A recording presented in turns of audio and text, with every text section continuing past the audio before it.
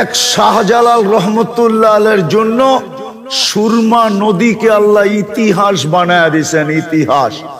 শাহজালাল জায়নামাজে সুরমা পার হয়েছে, কিন্তু সুরমা এক ফোঁটা পানি জায়নামাজে লাগাইতে পারে না। ডুবাবে তো দূরের কথা, পানি লাগাইতে পর্যন্ত পারে না। মিথ্যা কথা না মিথ্যা? মিথ্যা। আরে বলেন না কেন? কে করছে এটা? উনি তো সাহাবিও ছিলেন না, তাবিও ছিলেন না, তাবিও ছিলেন না। রাজা গৌর গোবিন্দ তো উনাকে দেখেই বেগে গেল, ঠিক না? কি সত্য তো? ইতিহাস তো এটাই বলে। কিন্তু উনি তো জায়নামাজে একাই ছিল, সাথীরা তো পিছনে ছিল, উনি তো একাই জায়নামাজে ছিল।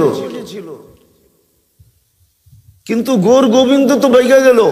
ও বুদ্ধিমান ছিল, ও বলছে এর সাথে যুদ্ধ করা মানি স্রষ্টার সাথে যুদ্ধ করা হবে, আর আমি স্রষ্টার সাথে জিতবো না, জান নিয়া পালাই, এটাই বুদ্ধিমানের কাজ। পালায় গেছে।